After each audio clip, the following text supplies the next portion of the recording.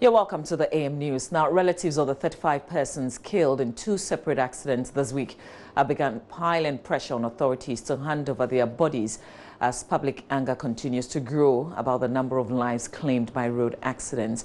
The surviving driver of Tuesday's gory accident has been speaking with his from his hospital bed about circumstances leading to the dastardly incident. He's, among others, discounting earlier overtaken claims as cause of the accident. The 45-year-old driver, in an interaction with the Central Regional Minister Kwame Duncan and his team at the Cape Coast Teaching Hospital, recounted the entire incident.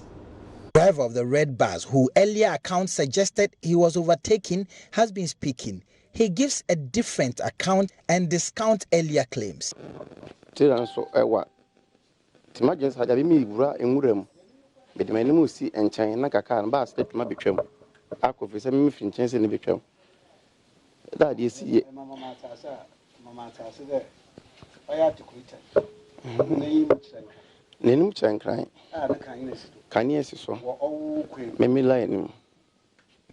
It is not true that I was overtaking another car. I was even on the second gear, and that cannot be a speeding gear. What happened was that there was an articulated truck that has stopped in the middle of the road. I tried veering off, and in the process, the white bus rammed into ours. It wasn't easy. It wasn't that I was overtaking any vehicle.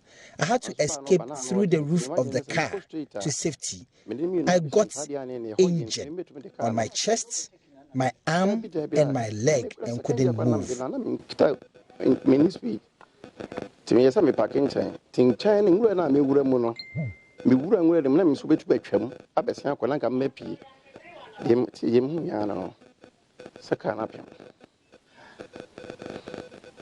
Back here at the accident scene, the regional police commander and the regional minister are here to actually learn what really transpired and other analysis as part of their investigative processes.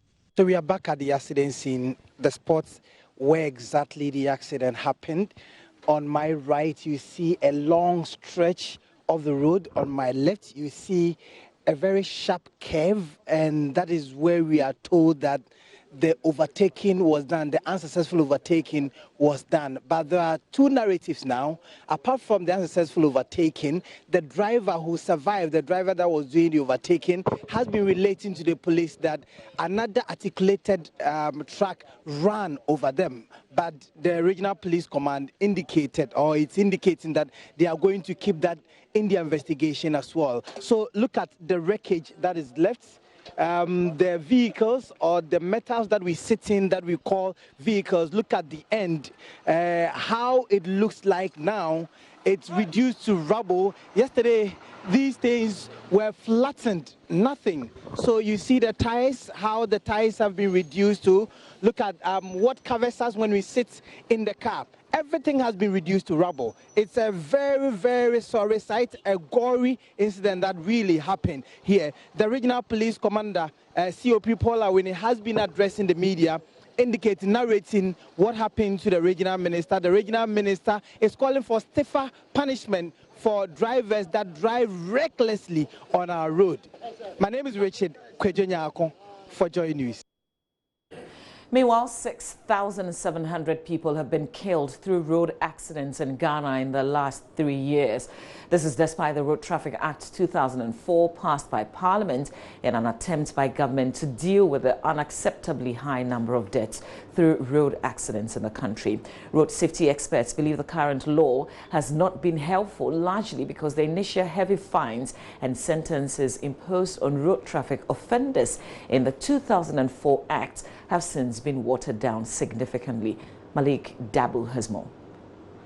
Imagine that Accra Sports Stadium filled to capacity. What would be your reaction if you were told that all of them, including those in a queue to enter the stadium, are dead? Well, that is the number of people killed through road crashes in the last 28 years. In fact, by the end of this year, Ghanaians killed in road accidents would fill both the Accra and Tamale stadiums. This is the scale of Ghana's road accident problem. In the last 3 years alone, 6,700 people, about 35 Ghanaians were killed in that accident. 6-year-old Adumansa was in the red bus heading to Takrady when the bus collided with another bus heading to Accra. He suffered head injuries and fell into coma. When little Adum regained consciousness at the Cape Coast Teaching Hospital, he immediately asked for his parents. No one could answer. No one knew where they were. There was too much chaos and confusion for anyone to know where his parents were. Little Adum's father was later located amongst the dead. He was not alone. The mother was also killed in that accident alongside his 8-month-old brother. Adum and his brother Nshira, who is 8, do nothing. Reckless, dangerous and inconsiderate driving continue to kill thousands every year. And like Adum and Nshiraba, many children continue to be orphaned. Now, the Electoral Commission's Eminent Advisory Committee has directed the commissioners to, as soon as possible, schedule a meeting with the country's political parties to resolve the controversy over the decision to compile a new voters register.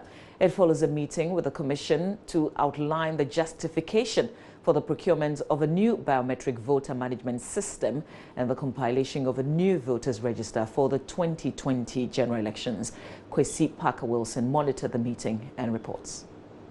The meeting was called at the behest of the Eminent Advisory Committee and lasted for close to 3 hours. It was aimed at addressing the numerous concerns raised by the political parties and also for the EC to justify the need for a new register.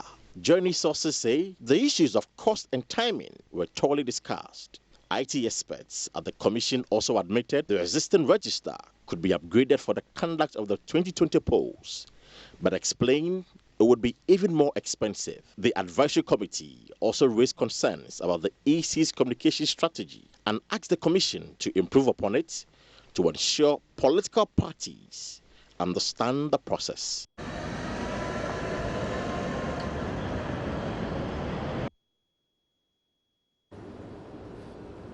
Now, all passport applicants will, from March 1st this year, have to go through an online application process. The manual system is being phased out by the end of next month as part of reforms to address the problem of congestion at the passport offices across the country and the activities of middlemen. Director of Passports, Francis Kotia, has been explaining the system in this interview with my colleague, Fred Smith. Some has it that when you pay for the express processing, you get your passport printed, the final product, in 10 days. When you pay for the regular or standard application process, you get your passport printed, the final product, in 21 days. Now, the online system is not going to reduce these days yet. It is still going to be the 10 days and the 21 days. So it is the process that we are going to ease. But we are going to make sure that this process that we are easing would ensure that if we say it is 10 days, you get it within 10 days. If we say it is 21 days because you are paying 50 Ghana cedis, you are getting it in 21 days, and it's not 25 days. So I believe that, yes, it will be able to quicken the processing speed for all of us, and that would ensure that we stay within these days. I mean, to reduce the number of days from 10 days to a lesser date would require a different set of reforms. That means that maybe we have to introduce new fees, say, okay, we can now process passport within 3 days, so pay something more. We haven't gotten to that yet. So we're still going to maintain the 10 days and the 21 days, but what we envisage is that the new system would ensure that if we say 10 days, it is 10 days. If we say 21 days, it is 21 days and not 22 or 25 days. If it is 22 or 25 days, maybe there could be a problem with the application process itself. And once you draw our attention to that, we'll sort it out. So this is to ensure that, I mean, we just stay within that. This process is taking effect when? By 1st March. 1st of March. Yes. Well, that's it for the M News for now. We've got the newspapers. We'll review it next. And I will do that with Kamala Adam. Stay with us here on the M Show.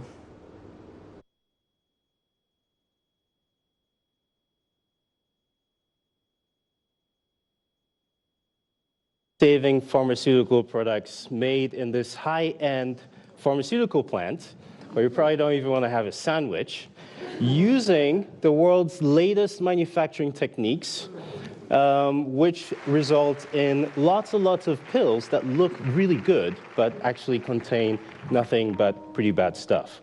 So here's an example on the screen that shows a cement mixer that's used to mix your pharmaceutical ingredients.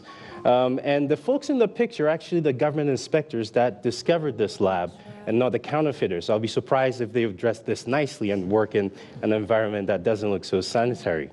What do you typically find in a counterfeit drug? They find things from cornstarch to chalk, which are relatively harmless, until you start looking at heavy metals, bones, pieces of animals, rat poison we've seen in some cases, or chemicals found in antifreeze, which I don't think you should actually buy and use to treat any disease. So by and large, counterfeit medications, people tend to think of them as placebos, but they're actually quite harmful, and people have died due to the consumption of these fake drugs. So what's the impact?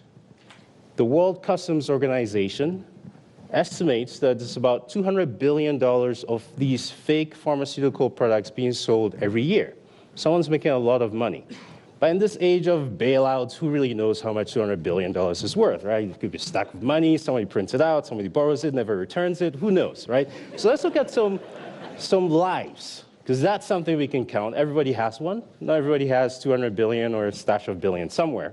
And so due to fake tuberculosis and malaria drugs alone, over 700,000 people die every year. Now that's equivalent to 4 fully packed jumbo jets crashing every day.